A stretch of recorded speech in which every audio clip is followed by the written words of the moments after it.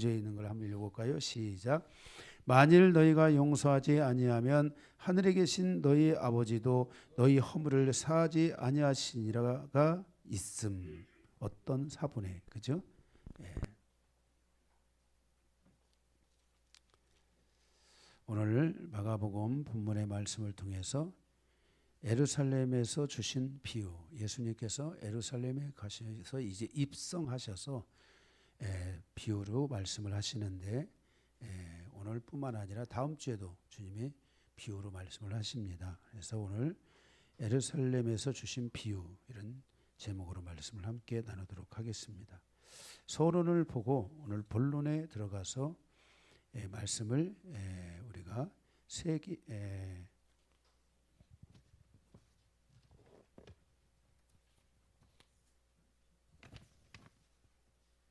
전체를 세 개의 대주로 나눠서 함께 말씀을 나누도록 하겠습니다. 오늘 서론입니다. 예루살렘은 어떤 땅인가? 지금으로부터 대략 3,500년 전에 노아의 홍수가 있었고, 그때 노아, 셈, 함, 야벳의 가족이 살아남았습니다. 창세기 14장에 보면 야벳은 유럽으로 갔고 셈, 함은 신할평야, 지금의 이란이 중심이 되어 살고 있는 그 땅에 거주하게 되었습니다. 이때 함족을 중심으로 바벨탑을 쌓았으며 어둠의 세계가 시작되었습니다. 이때 하나님의 장막을 이루어야 할 셈족은 함족과 함께 타락의 시대를 열어갔습니다. 그리고 그 땅에 있는 신할왕 아므라벨과 엘라살왕 아리옥과 엘람왕 그둘라오멜과 고임왕 디달이 중심이 된 연합국은 지금의 이스라엘 땅에 있는 소알, 그 땅을 중심으로 조공을 받았습니다. 그러던 중 이스라엘 땅에 살고 있는 그 소알이죠. 이스라엘 땅에 살고 있는 연합국이 왜 우리가 계속해서 조공을 바쳐야 하느냐라고 이렇게 반발을 하자 최초의 세계 전쟁이 시작되었습니다. 그래서 신할 땅의 5개 나라와 이스라엘 땅, 소알 땅에 있는 5개의 나라가 전쟁을 하게 됩니다. 이 내용이 창세기 14장에 나와 있습니다. 창세기 12장에 보면 우리가 알고 있는 것처럼 이 전쟁이 일어나기 전에 바벨탑으로부터 믿음의 사람인 아브라함과 사라를 하나님께서 보존하기 위해 가나안 땅, 지금의 이스라엘 땅으로 보내셨습니다. 그때 아브라함과 사라를 따라서 온 의인 롯이 있었습니다. 아브라함의 일행이 막 가나안 땅에 정착하기 시작할 때 창세기 14장에 나오는 전쟁이 시작된 것입니다. 이때 아브라함과 롯의 목자들이 서로 싸우는 것을 본 아브라함은 롯에게 내가 저하면 나는 우하고 내가 우하면 나는 좌하리라. 그래서 의인 조카 롯은 소돔 땅에 거하게 됩니다. 이 모든 것은 단순한 성경의 이야기가 아닌 바로 역사라는 것을, 그 땅의 역사라는 것을 알아야 됩니다. 그런데 인생사가 자기 마음대로 되지 않는 것처럼 그 땅에 바로 전쟁이 일어나게 된 것입니다.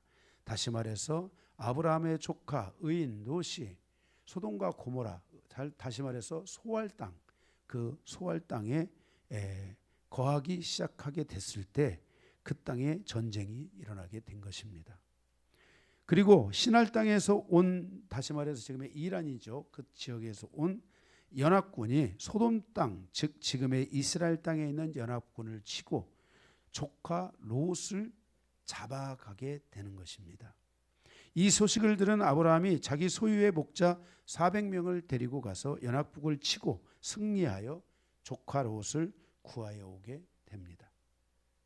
아브라함이 돌아올 때 가장 먼저 아브라함을 맞이한 왕이 있었는데 이 전쟁에 참여하지 않은 살렘왕, 의의 왕이라 지칭하는 멜기세덱이 아브라함을 맞이하게 됩니다. 그래서 아브라함이 살렘왕에게 11조를 드립니다.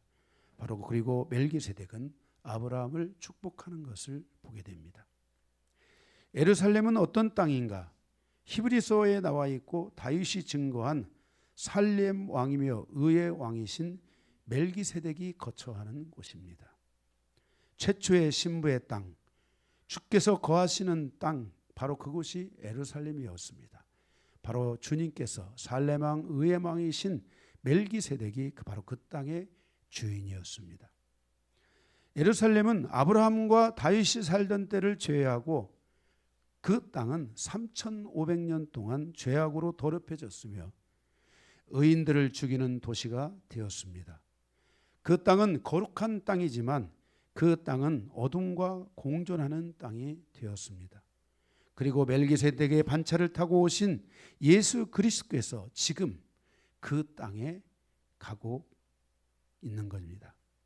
주께서 그 땅에 가신 것은 그 땅과 인류를 구원하기 위한 바로 그 땅의 주인이신 예수님의 마지막 여정이었습니다.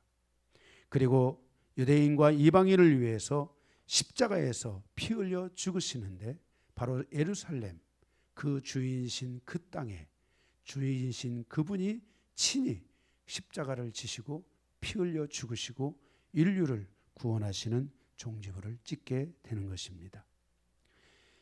하나님의 역사의 마침표가 되는 곳이 바로 예루살렘이었습니다. 제가 오늘 예루살렘에 대해서 역사적인 배경을 말씀드리고 있는 것은 주님께서 이 땅을 밟으시고 그 예루살렘에 대해서 두 번에 걸쳐서 비유의 말씀을 하고 있기 때문인 것입니다. 주님은 오래전부터 예루살렘의 주인이셨습니다. 바로 의의 왕 살렘 왕, 평강의 왕, 바로 멜기세덱, 그분이 바로 그 땅의 주인이었던 것입니다. 그 주인이 지금 마지막 그 땅을 밟으시고 그 땅에서 이제 십자가의 죽음을 통해 인류를 구원하시기 위한 마지막 여정의 마침표를 찍으러 그 땅에 도착하신 것입니다. 이 땅의 주인이신 주님께서 이 예루살렘에 대해서 비유로 말씀하시고 있는 것은 무엇인가? 우리가 함께 살펴보면서 은혜를 나누고자 합니다. 먼저 예루살렘의 주인이신 예수님께서 나귀 새끼를 타고 입성을 하십니다. 첫 번째 말씀에 예루살렘의 주인이신 예수님이 나귀 새끼를, 나귀도 아니고 나귀 새끼를, 조그마한 새끼를 타고 입성을 하십니다. 1절에서 11절의 말씀에 보면 자세히 나와 있습니다. 이 예루살렘의 주인이신 예수 그리스도께서 나귀 새끼를 타고 입성하는데 여러분 한번 상상해 보십시오. 예수님의 모습은 너무나 초라한 모습이었습니다. 예수님을 따라다니는 예수님의 제자들은 거의 거지 같은 수준이잖아요. 그죠? 자기들의 옷을 벗고 나무가지를 그곳에 깔으며 그 나귀 새끼를 타고 가는 예수님을 향해서 이렇게 예수님이 입성을 하도록 돕는데 다윗의 자손이라고, 다윗의 영광을 가지고 온 예수라고 그들이 노래하며 나아갑니다.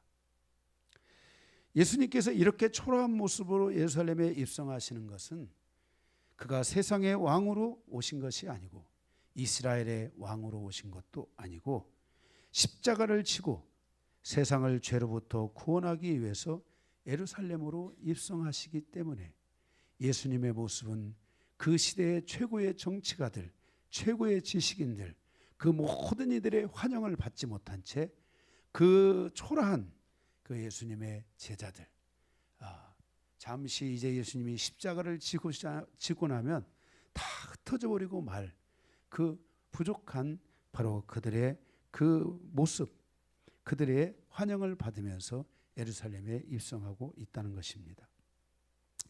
이에 대해서 사도 바울은 빌립보서 2장 5절에서 8절을 통해 예수 그리스도의 예루살렘 입성을 이렇게 말씀하고 있습니다. 너희 안에 이 마음을 품으라. 곧 그리스도 예수의 마음이니 그는 근본 하나님의 본체시나 하나님과 동등됨을 취할 것으로 여기지 아니하시고 오히려 자기를 비워 종의 형체를 가지사 사람들과 같이 되셨고 사람의 모양으로 나타나사 자기를 낮추시고 죽기까지 복종하셨으니 곧 십자가에 죽으심이라 라고 이렇게 말씀하고 있습니다. 바로 예수님의 이러한 그 십자가를 향하여 가는 이 모습에서 바로 예수님이 나귀를 타신 것은 예수님은 바로 겸손한 자, 가장 낮은 자의 모습으로 이 땅에 오셔서 종과 같이 인류를 위해 구원하기 위해 바로 이 땅에 오셨다는 것을 우리에게 말씀해 주고 있습니다. 예수님이 이렇게 겸손하신 왕으로 이 땅에 오셔서 인류를 구원하실 것을 예수님이 십자가에 죽으시기 전 500년 전에 스가랴 선지자가 예수님의 모습을 이렇게 예언했습니다. 스가랴 9장 9절에 시온에 따라 크게 기뻐할지어다. 예루살렘에 따라 즐거이 부를지어다. 보라, 내 왕이 내게 임하시나니 그는 공의로우시며 구원을 베푸시며 겸손하여서 나귀를 타시나니 나귀의 작은 것 곧 새끼 나귀 새끼니라 라고 이렇게 예언을 했습니다. 예수님은 바로 이 선지자의 예언과 같이 예루살렘, 자기가 그 땅의 주인이지만 그는 살렘 왕이요 의의 왕이요 바로 멜기세덱이었지만 그는 자기의 영광을 취하지 아니하고 인류를 구원하기 위해 가장 겸손한 모습으로 예수님이 예루살렘 성에 입성하시는 모습을 보여주고 있습니다. 그러므로 사랑하는 성도 여러분, 우리를 위해 인자로 오신 예수님의 십자가를 통해서 죄로부터 승리하는 삶을 우리는 살아가야만 하는 것입니다. 또한 십자가의 삶을 실천하여 하나님의 나라를 열어가는 성도들이 되어야 되는 것입니다. 예수님이 지신 십자가는 무엇입니까? 오늘 모습에서 보듯이 자신을 죽이고 낮추어 하나님의 복음을 전하는 사랑의 삶이며 겸손한 삶인 것입니다. 우리도 주님이 가셨던 이 십자가의 길을 우리도 가야 한다는 것입니다. 바로 이 일을 위해서 주님께서 자신의 모든 하나님과 동등됨을 버리고 하나님의 심을 버리고 그가 왕이심을 버리고 그 모든 것을 다 버리고 가장 초라한 모습으로 여기 예루살렘 땅에 지금 입성하셨기 때문인 것입니다. 그리고 그는 십자가를 지셨습니다. 우리도 이 예수님이 가셨던 이 길을 따라갈 수 있는 성도들이 되어야 되는 것입니다. 이와 같은 예수님을 바라보는 믿음이 우리에게 있어서 이 믿음으로 우리가 무장을 할 때 우리의 모든 것들을 주님 앞에 내려놓고 주님을 쫓아갈 수 있게 될 줄로 믿습니다. 두 번째로는 타락한 성전을 정화하시며 성전 신대를 종식시키는 것을 보게 됩니다.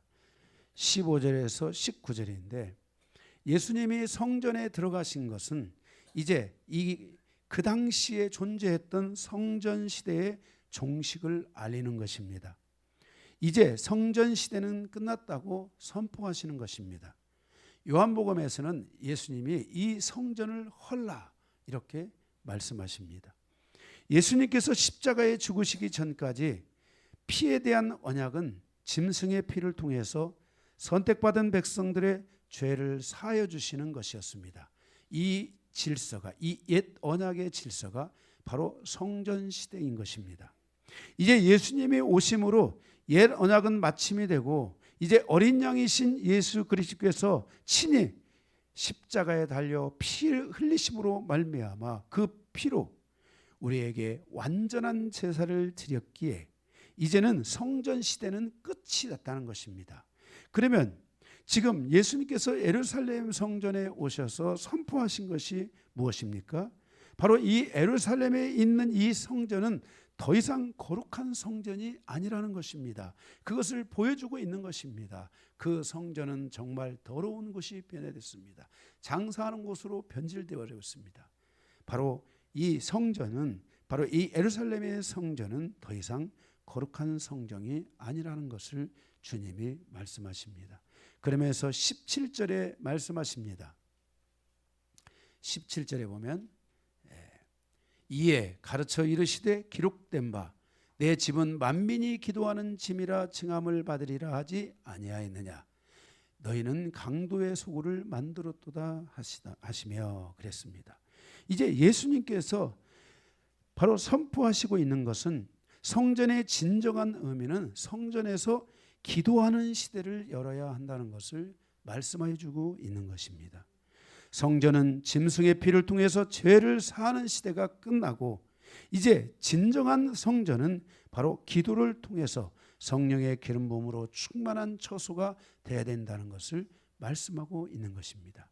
옛 언약은 바로 짐승의 피를 통해서 죄 사함을 받고 그 백성이 거룩함을 얻었는데 이제는 바로 그 예수님이 우리를 위해 십자가에 피 흘려 우리를 거룩하고 의롭다 하셨기 때문에 이제 이 성전에서 우리가 의롭게 됨을 얻는 것, 거룩함을 얻고 거룩한 성도로 살아가는 것은 바로 기도로부터 이루어진다는 것을 우리에게 말씀하여 주고 있는 것입니다. 이에 사도 바울은 디모데전서 4장 5절에 이렇게 말씀했습니다. 성도는 하나님의 말씀과 기도로 거룩하여 지미니라 라고 이렇게 선포하셨습니다. 그러니까 우리가 교회에서 기도할 때 거룩해지는 것입니다. 이미 예수님의 피로 거룩하게 되었기 때문에 우리가 기도하지 않는 성도는 거룩해지지 않는 것입니다. 기도하지 않는 성도가 어떻게 거룩함을 유지할 수 있습니까? 어떻게 기도한다는 것은 무엇입니까? 나의 한 주간의 삶을, 하루의 삶을 돌아보며 회개하고 다시 하나님의 말씀을 붙들고 새롭게 나아가기를 결단하고 하나님 앞에 나아가는 신앙이 되는 것이 이것이 바로 이 거룩해지는 신앙입니다. 제가 요즘 들어서 뒤에서 우리 청년들하고 자꾸만 이렇게 같이 있으면서 제가 느끼는 것은 우리 청년들이 기도하러 나오도록 해야 된다. 우리 청년들이 일주일에 월, 화요일 날, 목요일 날 우리 청년들이 나와서 기도해야 된다. 저들이 나와서 세상의 친구를 만나고 다른 것을 하는 것이 아니라 저들이 그때 하나님이 주신 그 시간 속에서 하나님 앞에 나와 기도해서 기도를 배우고 기도를 알아야만이 저들의 영혼이 거룩해질 수 있다는 것을 다시 한번 생각하게 되었습니다. 그래서 정말 저는 고민입니다. 저의 고통은 어떻게 하면 우리 청년들이 이 예배 때 나올 뿐만 아니라 월요일과 화요일과 목요일에 기도하러 나올 수 있도록 할 수 있는 것인가? 저들에게 기도를 가르쳐야 된다. 저들이 기도할 수 있도록 도와줘야 된다. 지금 우리가 살아가는 이 세상은 얼마나 지금 험악합니까? 정말 내일을 알 수 없는 시대잖아요. 또 우리가 기도를 통해서 하나님으로부터 응답받는 삶을 살아야 되잖아요.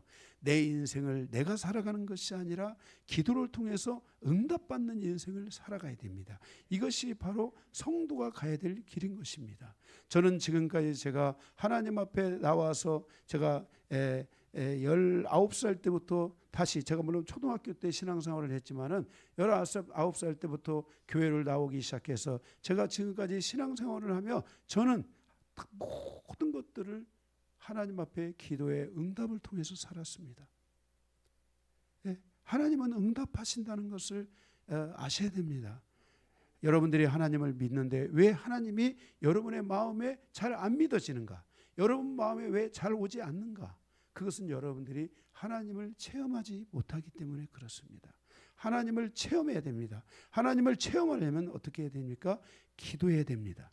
기도할 때 우리의 심령이 바로 거룩해지고 그 기도를 통해서 우리의 심령은 날마다 새로워지고 하나님을 의지하고 하나님을 사랑하는 삶을 살아갈 수 있게 되는 것입니다. 그래서 성도가 바로 이 영적인 삶이 가능해지는 것입니다. 말씀과 기도로 거룩해지지 않으면 이 영적인 삶이 불가능해지는 것입니다. 그러니까 어떻게 하면 우리의 자녀들이 우리의 아이들이 이 거룩해질 수 영적인 삶을 살 수 있는가? 어디든지 가서 하나님을 생각해야 영적인 사람입니다. 내가 물을 먹더라도 이 물술을 놓고 기도하고 먹을 때 우리가 영적인 사람이 되는 것입니다. 내가 무엇을 하든지 간에 하나님을 찾을 때 하나님과 함께 할 때 하나님의 공급이라고 믿어질 때 하나님이 나와 함께 하신다는 것이 믿어질 때 거기서 영적인 삶이 이루어지게 되는 것입니다. 이게 없이 그냥 갑자기 야, 너 하나님 믿어 이렇게 한다고 해서 그 사람이 영적인 사람이 되는 게 아니잖아요. 그렇죠? 제가 수원에 처음 와서 우리 청년들 한 사람 한 사람들이 모여지기 시작할 때 제가 그때 저희의 사역을 하며 잘한 것 중에 하나는 우리 청년들이 기도할 수 있도록 제가 계속 그들을 이끌었습니다. 그들이 기도했습니다. 기도해서 응답을 받고 직장 문제든 결혼 문제든 모든 부분을 놓고 기도하고 하나님을 의지하도록 하나님이 도와주시도록 이렇게 했던 것이 저희가 잘한 것 같습니다. 그래도 살아남은 사람들이 있고 그래도 그렇게 했기 때문에 지금 다들 나름대로 믿음 생활을 하려고 최선을 다하고 있는 그때 그 청년들의 모습을 보게 됩니다. 거의 제가 그때 우리가 함께 했던 그 청년들의 대부분이 다 신앙생활을 하고 있습니다. 세상으로 나간 사람이 거의 없습니다. 그 이유 중에 하나는 기도를 하기 위해서 영적인 삶을 살 수 있도록 그렇게 이끌어줬기 때문에 그렇습니다. 그래서 단순히 이렇게 안수하는 것도 정말 중요하지만은 정말 내가 하나님 앞에 기도하는 것이 내 입으로 하나님 앞에 하나님 저 왔습니다. 이 한마디라도 하나님 앞에 나와서 기도하는 삶을 살게 될 때 여기서 영적인 삶이 이루어지게 된다는 것입니다. 그래서 사도 바울은 로마서 8장 2절에 예수 안에 있는 생명의 말씀과 성령의 말씀을 통해서 우리가 거룩해지고 영으로 사는 사람이 될 수 있다고 말씀하고 있습니다. 기도할 때 하나님의 말씀이 들려지기 시작하고 기도할 때 하나님의 말씀을 듣게 되고 물론 어떤 사람들은 말씀을 들으면서 기도가 시작되는 사람이 있고 어떤 사람은 기도를 하면서 말씀이 또 들려지는 사람이 있고 사람마다 다 다르겠지만은 우리가 이렇게 하나님께 어쨌든 이 말씀과 기도로 거룩해진다는 것을 우리가 꼭 기억해야 될 줄로 믿습니다.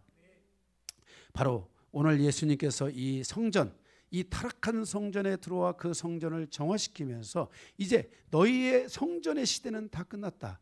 이제 너희는 이제 이 성전을 기도하는 집으로 만들어라. 기도하는 시대가 열려야 된다라고 이렇게 말씀하고 있습니다.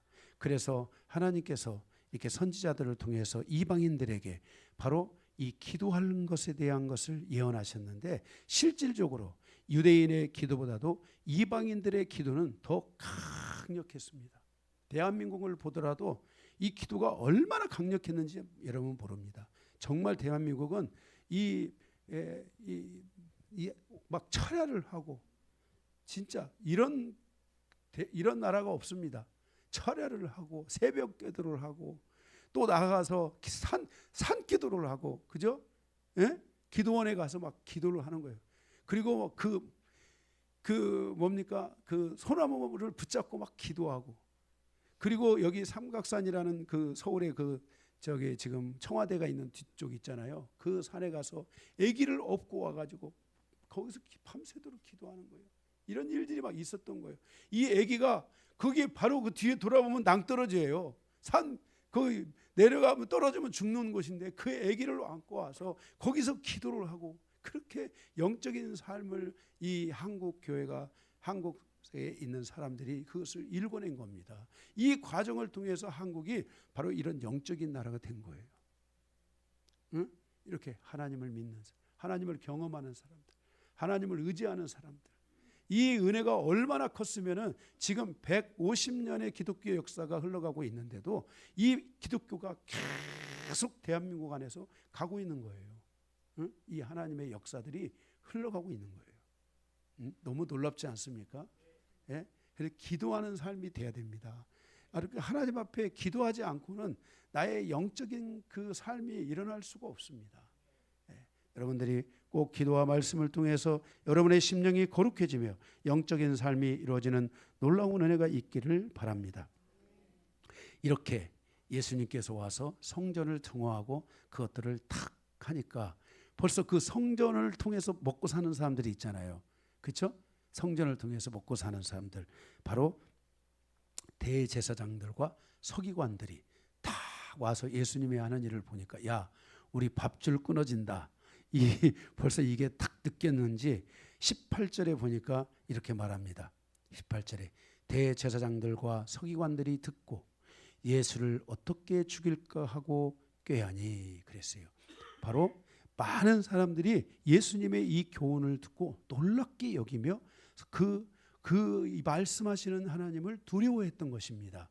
그런데 그것을 보고 야, 사람들의 마음이 예수의 말씀을 통해서 돌아선다 하는 것을 듣고 이 예수를 어떻게 죽일까 하고 꾀하는 이 바리새인과 서기관들을, 이 대제사장과 서기관들을 보게 되는 것입니다.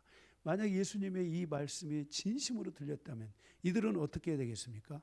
예수님을 따라서 회개하고 거기서 우리가 이 성전을 기도하는 집으로 바꾸자라고 이렇게 해야 될 이 이스라엘 이 사람들이 오히려 뭐예요? 예수를 죽이기로 드디어 결의를 하고 있는 것을 이제 볼 수 있게 되는 것입니다.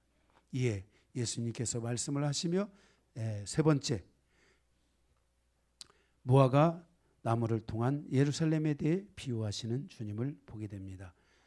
세 번째, 거기 20절에 11장 12절에서 14절 그리고 20절에서 26절까지 있는 말씀입니다. 무화과 나무를 통한 예루살렘에 대한 비유입니다. 첫 번째 가로 1번, 종말의 시간까지 이스라엘의 때는 없다고 선포하십니다. 이 무화과 나무의 비유를 통해서 사실 그때는 무화과 나무가 여기 시기적으로 열매를 맺지 않을 때입니다. 그런데 주님이 그것을 아심에도 불구하고 그 무화과 나무를 저주하시는 것을 보게 됩니다. 바로 이 예수님께서 무화과 나무를 저주하신 것은 바로 유대인을 통해서 일하시는 하나님의 시대가 끝이 났다는 것입니다. 우리는 하나님으로부터 응답을 받는 심령이 돼야 되지 하나님으로부터 저주받는 심령이 되면 안 됩니다. 우리가 우리의 인생에서 하나님은 교회를 통해서 우리의 인생의 문제를 풀어줄 것이라고 말씀하고 있습니다. 교회가 풀면 그 인생이 풀어지고 교회가 풀면 그 가정이 풀어지고 교회가 풀면 그 민족이 풀어질 것이라고 하나님이 말씀하셨습니다. 이것은 어떻게 할 수가 없습니다. 하나님이 하신 말씀입니다. 그러므로 여러분의 인생도 저주받는 인생이 아니라 하나님 앞에 와서 인생을 풀어지는 인생이 돼야 되고 하나님으로부터 풀림을 받는 그런 가정이 돼야만 한다는 것을 꼭 기억하고 하나님 우리의 가정도 풀어달라고 기도하는 성도가 돼야 됩니다. 꼭 그렇게 되시기를 주님의 이름으로 축복합니다. 여러분들이 나는 됐어, 나는 우리 집은 이 정도면 돼, 충분해, 여러분들이 이렇게 생각하시는 분들은 정말 어리석은 분들입니다. 우리 인생의 내일은 누구도 예측할 수 없습니다. 여러분들이 꼭 하나님 우리의 가정을 축복해 달라고 그렇게 하나님 앞에 은혜를 구하는 성도들이 돼야 될 줄로 믿습니다. 바로 예수님께서 이제 그 무화과 나무를 보시니까 무화과 나무가 아무것도 없는 것을 보시고 그 무화과 나무를 저주하니까 무화과 나무가 다 말라버렸습니다. 이것은 바로 이 무화과 나무는 이스라엘을 상징하는 나무입니다. 다시 말해서 이 예루살렘, 이 이스라엘 땅에 더 이상 하나님의 역사가 없다는 것을 선포하고 가시는 겁니다. 예수님이 십자가를 지시기 전에 이 이스라엘 땅에 더 이상 하나님의 은혜가 없다. 나는 너희들을 통해서 이제 이 종말의 시간까지 내가 다시 오는 그날까지 이 땅에서 나의 역사는 없다고 하나님이 선포하시고 있는 것입니다. 이스라엘에게서 무슨 열매가 있는지, 지금 이스라엘이 하나님께서 원하시는 열매를 맺고 있는지 여러분 보셨습니까? 아무것도 없다는 것입니다. 이들은 하나님의 말씀과 뜻을 따라서 살지 않습니다. 외형은 있지만 신령과 진정은 없습니다. 그들은 자신을 지키기에 급급한 삶을 살고 있는 것입니다. 자기의 적이 사라져야 자신이 살 수 있다는 생각을 가지고 그들은 지금 그렇게 살아가고 있습니다. AD 72년 로마의 티투스 장군에 의해서 이스라엘의 국가가 흩어지게 되고 멸망하고 흩어지게 되고 이스라엘은 다시 1948년에 해방되어 그들이 다시 미국의 도움을 통해 그 땅에 왔지만 그 땅에 온 이후로 이스라엘은 하나님의 말씀과는 아무런 관계가 없는 삶을 살고 있습니다. 구약의 율법과도 관계가 있는 삶을 살지 않습니다. 그들은 자신들의 목숨을 구걸하기 위해 살고 있습니다. 그래서 자기를 지키기 위해 그들은 오직 전쟁으로 살아가고 있는 것입니다. 그럼에도 불구하고 하나님께서 이스라엘에게 약속하신 언약 때문에 하나님이 그 이스라엘을 하나님이 지켜주시고 있는 것입니다.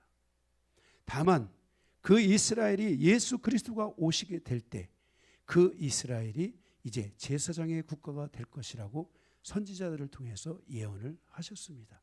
바로 그것이 천년왕국입니다. 제가 이스라엘을 사랑하는 이유는 이스라엘의 행위를 사랑하는 것이 아니고 이스라엘이 하나님의 말씀을 처음 맡은 자이고 이 이스라엘이 하나님의 말씀을 처음 우리에게 준 분들이고 그리고 그곳에서 예수 그리스도가 오셨고 그 이스라엘이 마지막 제사장의 나라가 꼭 될 것을 알기 때문에 하나님의 말씀은 그대로 될 것을 알기 때문에 그 이스라엘을 사랑하고 있는 것입니다. 지금의 이스라엘을 보면 너무나 마음이 아프고 하나님의 뜻을 떠나고 말씀을 떠나고 하나님이 원하지 않는 삶을 살아가고 있는 것입니다. 바로 이것은 어떻게 이루어졌습니까? 예수님께서 이 무화과나무의 비유를 통해서 바로 그 이스라엘을 저주하셨기 때문에 그런 것입니다. 그래서 그들은 계속 인류의 역사와 아래 주님이 오시는 그날까지 고통 속에서 살아가고 있는 것입니다. 죽고 죽이고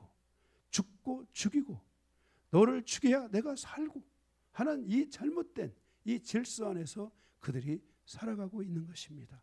그들은 율법의 내면의 세계, 율법은 뭐라겠습니까? 하나님께서 율법을 주셨을 때 바로 미츠와 미슈파트라는 이 두 개의 돌판을 우리에게 주셨을 때 그것은 바로 그 당시에 있는 하므라비 버전에 비유하여 생명을 살리는 법으로 하나님이 주셨습니다. 그런데 이스라엘은 이 법을 오해하고 생명을 살리는 일을 살지 않고 오히려 율법의 외형만을 쫓아서 외식하며 살아가고 있으며 이 외식이 번져서 예수님이 계실 그 땅에 지금 여기 바리새인과 사두개인과 그 나라에 있는 많은 대부분의 이 정말 그 밑바닥에 있어서 소외돼가고 여기 병들고 아픈 이스라엘의 사람들을 제외한 바로 여기 그들의 핵심 멤버 속에 있는 그 모든 이스라엘의 지도자들과 사람들은 어떤 삶을 살고 있습니까? 그것이 우리에게 그 답을 주고 있습니다. 그래서 이 독사의 자식들아 휘칠한 무덤이야 하면서 주님께서 이 이스라엘에 있는 기득권층에 있는 바로 이 리더십 이 뭡니까 지도력층에 있는 사람들을 주님께서 책망하시고 있는 것을 볼 수 있게 되는 것입니다. 지금의 이스라엘 이 모습을 보면 어떤 분들은 어떻게 생각하고 어떤 분들은 어떻게 생각할지 모르지만은 분명한 것은 많은 사람들이 그 이스라엘을 보며 답답하고 마음에 고통이 있을 것이라고 분명하게 생각합니다. 그것은 무엇입니까? 예수님께서 그 이스라엘을 향하여 이 무화과나무를 통해서 저주하고 있다는 것을 저주하셨다는 것을 말씀하여 주고 있는 것입니다. 13절에 보게 되면 멀리서 잎사귀에 있는 한 나무가지를 보시고 혹 그 나무에 무엇이 있을까요? 가셨더니 가서 보신즉 잎사귀 외에 아무것도 없더라. 이는 무화과의 때가 아님이더라. 여기에는 예수께서 나무에 말씀하여 이르시되 이제부터 영원토록 사람이 내게서 열매를 따먹지 못하리라 하시니 제자들이 이를 듣더라 그랬습니다. 여기에는 이렇게 짰지만 다른 마태복음이나 다른 서신에 보면 예수님께서 그 무화과나무를 저주하사 하는 말씀이 거기에 나와 있습니다. 이렇게 마지막 때까지 열방에 하나님의 복음을 전하는 것은 유대인의 몫이 아니라 이방인의 몫이라는 것을 말씀해 주고 있는 것입니다. 사도행전 내에서 보는 사도 바울이 이방인에 향하여 1차, 2차, 3차, 4차에 걸쳐서 하나님의 이 복음을 전하러 갔을 때 그 사도 바울에게 가장 어렵고 힘든 정말 그 대상은 이방인이 아니었고 바로 유대인이었습니다. 사도 바울을 죽이려고 했던 것도 유대인이고 실제 사도 바울에게 돌을 던지고 죽기까지 내몰았던 것도 유대인이고 바로 이들인 바로 하나님의 복음의 우군이 아니라 하나님의 복음을 저지하는 그 일에 그들이 그렇게 사용되고 있다는 것을 우리에게 말씀해 주고 있는 것입니다. 아마 그럼에도 불구하고 성경의 예언적인 말씀들에 따라서 이스라엘은 마지막 전쟁이 있을 때까지는 실패하지 않을 것입니다. 이 전쟁, 이게 종말이 아니라면 이스라엘은 계속 이길 것입니다. 그러나 마지막 전쟁, 바로 아마겟돈 전쟁을 요한계시록에서 예고하고 있는데 이 전쟁이 되면 이스라엘의 3분의 2가 죽을 것이라고 스가랴 선지자가 말씀합니다. 바로 그렇게 3분의 2가 죽어갈 때 그때 3분의 3 살아남은 3분의 1들이 하나님의 말씀이 깨달아지고 생각이 나서 그들이 거기서 하루 만에 구원을 얻고 하나님 앞에 울며 회개하는 장면들이 스가랴서에 자세히 나타나 있는 것을 보게 되는 것입니다. 지금 이 하나님의 복음은 이방인의 몫인 것입니다. 사랑하는 성도 여러분, 그러므로 이 복음이 여러분에게 와 있다는 것은 이것은 하나님의 놀라운 은혜라는 것을 아셔야 됩니다. 하나님께서 여러분에게 주신 모든 것을 통해 주님이 오시는 그날까지 열방의 복음을 전하는 이 성도의 사명을 감당하는 여러분들이 되시기를 주님의 이름으로 축원합니다. 십자가로부터 종말의 시간까지는 이방인의 시대인 것입니다. 이스라엘이 말하는 자칭 선민의 시대는 끝나고 마지막 종말의 시간까지 하나님의 모든 역사는 교회 시대 안에 함께하고 있는 것입니다. 그러므로 하나님의 역사가 교회 시대 가운데 있다는 것을 믿고 하나님의 복음을 위하여 쓰임받는 성도들이 되셔야 될 것으로 확신합니다. 여러분들이 하나님 나를 사용하여 주옵소서. 하나님의 말씀대로 나를 사용하여 주옵소서. 여러분들이 하나님 앞에 나아가 기도하며 그렇게 나아가야 됩니다. 여러분 청년들이요, 여러분들도 하나님 앞에 하나님의 주권자이신 하나님의 손 안에 여러분의 인생이 있다는 것을 믿고 여러분이 무엇이 되든지 주의 종이 되든 선교사가 되든 의사가 되든 교사가 되든 여러분들이 정치가가 되든 대통령이 되든 무엇이 되든지 간에 하나님 나를 사용해 달라고 여러분들이 기도할 수 있는 그리스도인들이 되어야만 하는 것입니다. 바로 그 모든 은혜가 교회 시대 안에 이방인의 시대 안에 하나님이 이 모든 것을 허락하여 주셨다는 것을 믿고 하나님이 나를 사용하신다는 것을 믿고 하나님이 나를 사용하시기로 작정하셨다는 것을 믿고 여러분들의 인생이 하나님 앞에 나가시기 바랍니다. 혹 여러분의 인생이 고됩니까? 힘듭니까? 만약에 여러분의 인생이 고되고 힘들다면 그 고되고 힘든 인생을 하나님 앞에 기도로 아뢰시기 바랍니다. 하나님, 내가 너무나 힘듭니다. 나를 도와주십시오. 나를 살려주십시오. 나를 사용하여 주십시오라고 하나님 앞에 그렇게 나아가시기를 바랍니다. 여러분 가운데 혹시 여기 앉아 계신 모든 분들 가운데 하나님의 힘이 아니고 혹시 살아가는 분이 계십니까? 여러분 모두는 크고 작게 하나님의 손 안에서 살아가고 있다는 것을 반드시 기억하시기 바랍니다. 두 번째 마지막 가로 2번입니다. 이방인의 시대의 특징은 무엇인가? 19절에서 26절입니다. 첫째, 이방인의 시대는 첫째 하나님을 믿는 시대입니다. 하나님의 믿음이 이방인에게 임합니다. 내가 믿는 게 아닙니다. 하나님은 하나님의 믿음, 하나님을 믿는 것은 하나님의 믿음이 내게 하나님의 주권에 의해서 임하는 것입니다. 복음에는 하나님의 의가 나타나서 우리로 하여금 믿음으로 믿음에 이르게 하여 의인은 오직 믿음으로 말미암아 살리라. 그러니까 믿음이 있는 자들만, 이방인들 가운데서도 믿음이 있는 자들만 산다. 이게 만약에 종말의 시간으로 가서 보면 전쟁이 일어나고 정말 엄청난 역사들이 일어날 때 누가 살아남느냐? 믿음이 있는 사람만 산다라고 하나님이 말씀해 주고 있는 것입니다. 바로 이방인의 시대, 이 이방인의 시대의 특징은 무엇입니까? 바로 하나님의 믿음을 가지고 살아가는 시대입니다. 하나님을 믿는 시대인 것입니다. 하나님의 믿음을 여러분 가지고 있습니까? 원래 이 믿음은 유대인의 것이었습니다. 하나님은 유대인의 기도를 들으셨습니다. 그들은 너무나 많은 기적과 이적과 권능과 은혜와 사랑을 하나님이 그들에게 베풀어 주셨습니다. 여러분 성경의 역사를 보십시오. 창세기서부터 요한계시록까지 이르는 이 성경의 역사에 보면 하나님께서 얼마나 많이 유대인과 함께했고 유대인의 기도를 들으셨고 유대인에게 기적을 베풀으셨고 하물며 하나님께서는 유대인의 기도를 들으시고 태양아 멈춰라 했을 때 태양이 멈추까지 한 것입니다. 여러분 믿어지십니까? 이 모든 하나님의 권능과 은혜가 이방인과 함께 하겠다고 약속하여 주셨습니다.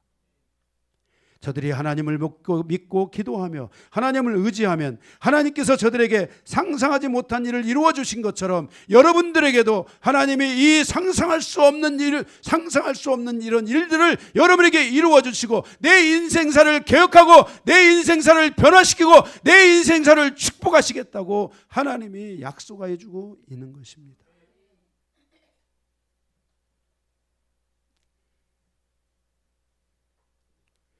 그러나 지금 하나님은 유대인의 기도를 들으시지 않습니다. 유대인도 하나님 앞에 신령과 진정으로 기도하지도 않지만 그들은 가서 뭐 하고 있습니다. 그러나 그가 한다고 하나님이 그들에게 과거에 베풀었던 은혜와 능력과 기적과 하나님의 역사를 보여주지 않습니다. 그런데 이방인은 다릅니다. 이방인이 하나님 앞에 나아가 눈물을 흘리고 기도하면 하나님은 나의 마음을 살피시고 아심으로 하나님은 나에게 가장 좋은 것으로 응답하여 주시고 하나님은 나의 삶을 축복하시며 하나님은 나의 삶과 함께하고 있다는 것을 나를 버리지 않는다는 것을 하나님이 우리에게 보여주고 있는 것입니다. 그래서 주께서 말씀하십니다. 거기 22절에 예수께서 그들에게 이르시되 하나님을 믿으라. 내가 진실로 너에게 이르노니 누구든지 이 산들어 들려 바다에 던지라 하며 그 말하는 것이 이루어질 줄을 믿고 마음에 의심하지 아니하면 그대로 되리라. 어떻게 산이 바다에 던지어집니까? 불가능한 것인데 이 불가능한 것도 가능하게 될 수 있다는 것을 하나님이 말씀해 주고 있는 것입니다. 우리는 그 하나님을 믿어야 됩니다. 그 하나님을 온전히 붙잡아야 됩니다. 그 하나님 앞에 나아가지 않고 믿지 않고 기도하지 않으면 안 되는 것입니다. 반드시 이방인에게 주신 이 정말 너무나 소중한 것 믿음. 이 믿음은 다른 사람의 것이 아닌 이방인의 것인데 이 믿음이 내 것이 되도록 해야 합니다. 내 것이 되도록 해야 합니다.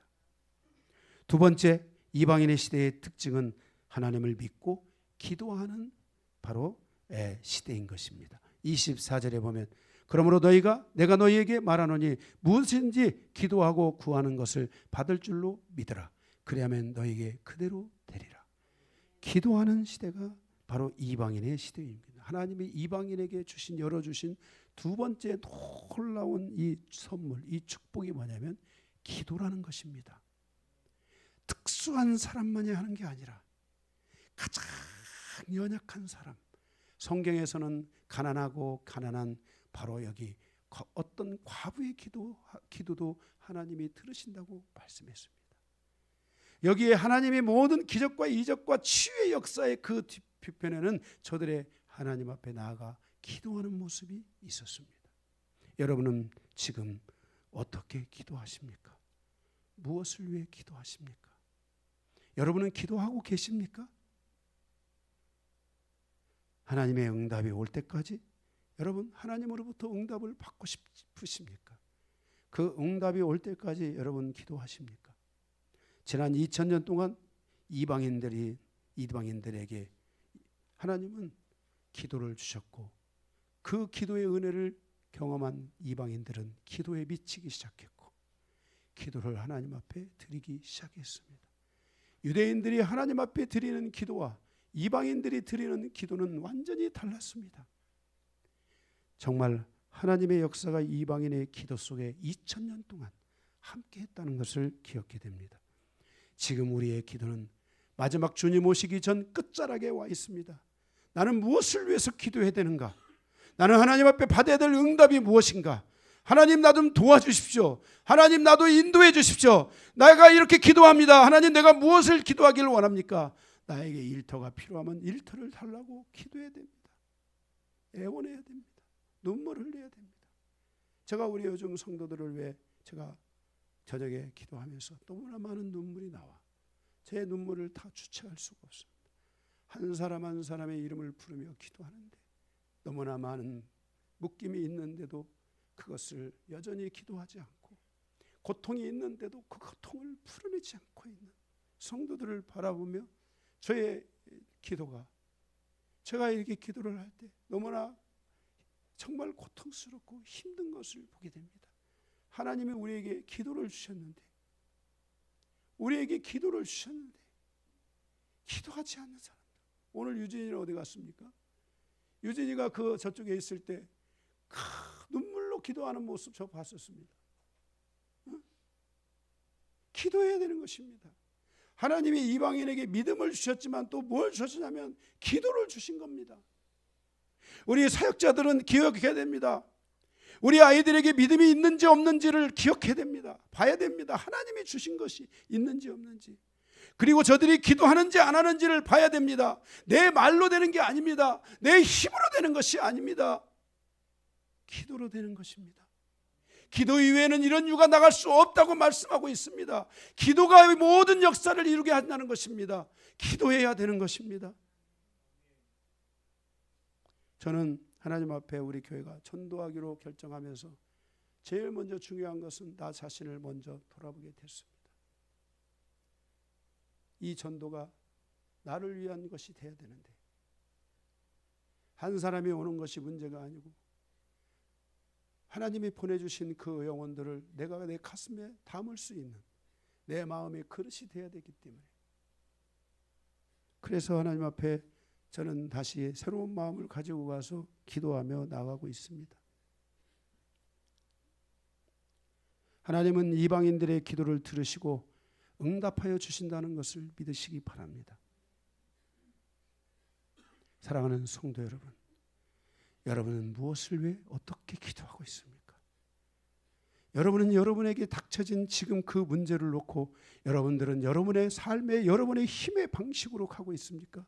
아니면 하나님 앞에 정말 기도로 가고 있습니까? 기도로 가야 합니다. 하나님이 이방인에게 믿음을 주셨고 바로 기도를 주셨다는 것을 기억해야 됩니다. 셋째로 하나님은 이방인에게 십자가의 사랑으로 용서하는 시대를 주셨습니다. 거기 25절에 보게 되면 서서 기도할 때 아무에게나 혐의가 있거든 용서하라. 그리하여야 하늘에 계신 너희 아버지께서도 너희 허물을 사하여 주시리라 라고 말씀하고 있습니다. 하나님이 여기 이방인들에게 주신 것 가운데 하나는 바로 십자가의 사랑으로 용서하라는 것입니다. 이방인들은 얼마나 많은 아픔을 가지고 인생을 살아왔습니까? 그저 평범한 믿음 안에서 하나님의 보호 아래서 하나님의 은혜 아래서 산 이방인들이 아닙니다. 이방인들의 삶은 거칠고 힘들고 어려운 삶이었습니다. 상처받고 그리고 그 상처 안에서 죽여야만 하고 또 죽지 않기 위해서 고통해야만 하고 버려지고 고아와 같이 이렇게 살아온 것이 이방인의 삶입니다. 그러다 보니 다 마음이 아픕니다. 한이 없는 이방인이 없습니다. 다 마음 한구석에는 다 한이 있고 다 고통이 있고 뭔가 마음에 그 상처들이 다 있고 또 당하고 억울해서 영적으로 묶이고 힘들고 사단과 마귀의 공격을 받아서 힘들고 어려운 삶을 우리가 살아왔습니다. 이 모든 것을 주님께서 우리에게 해결해 주셨는데 그것은 바로 십자가인 것입니다. 예수님의 십자가는 예수님의 것이 아닙니다. 예수님의 십자가는 저와 여러분의 십자가입니다. 그가 채찍에 맞은 것은 이방인인 여러분을 위해서 채찍에 맞으셨고 그가 수모를 당하신 것은 자신의 수모를 위한 것이 아니라 이방인에 의한 수모를 당하셨으며, 그가 버림을 당한 것은 여러분이 버림을 당했기 때문에 예수님이 버림을 십자가에서 다 그것을 지고 그것을 가신 것입니다. 그래서 예수님이 말씀하십니다. 이방인을 향한 유대인에게 구원은 닫혔으니까 하나님이 예수님이 십자가에 죽으시면서 우리에게 말씀하십니다. 내가 다 이루었다. 내가 다 이루었다. 내 피를 믿지 않는 자는 나와 상관이 없다. 나의 살을 먹지 않는 자는 나와 상관이 없다. 너희가 나의 살을 먹고 나의 피를 믿는 자가 되겠느냐? 내가 그리하면 너희의 그 모든 아픔과 고통과 상처를 십자가에서 다 사해 주시겠다고 말씀했습니다. 그러면서 주님이 말씀하십니다.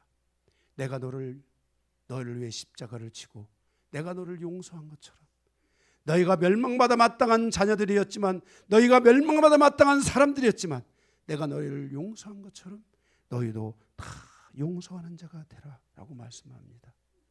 제가 믿음을 가지고 기도를 하며 하나님 앞에 나아가 기도할 때 하나님이 저에게 주신 은혜 가운데 하나가 바로 용서에 대한 은혜였습니다. 우리는 이 용서가 하나님의 선물이라는 것을 기억하십시오.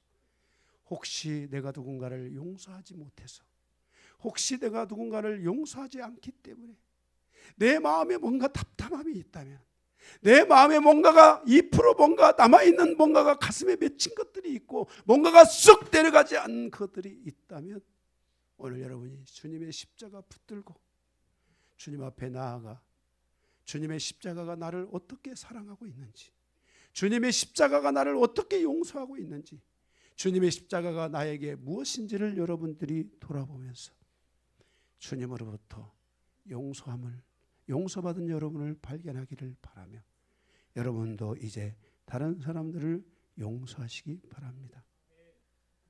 그래서 십자가의 사랑으로 다른 사람을 용서하는 것은 곧 자신을 용서하신 것이고 자신이 용서를 받는 것이라고 주님이 말씀하셨습니다.